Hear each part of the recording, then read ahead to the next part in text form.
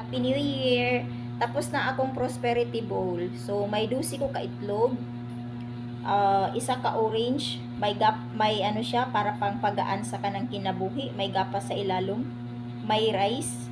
Tapos, may kanang belief ba? Laurel. Parang na siya. And then, sapa. May 20 ko na coins. Nga 12 sad kabuok. May isang orange. Tapos, may 12 pod ko kabuok nga chocolate gold nga ang dollars.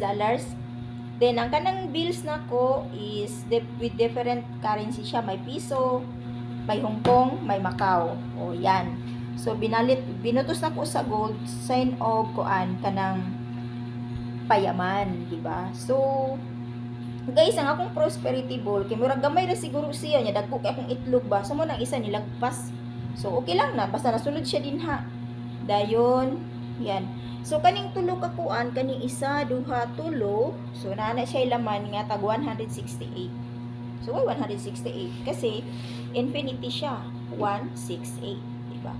So, yun. And then, ang iyang, kaning iyahang higot, tali-tali, ayun, pula po siya. Para dili mabungkag, o, diba? So, kung sa babay na adin na sa sul, wala na, okay na siya. So, guys,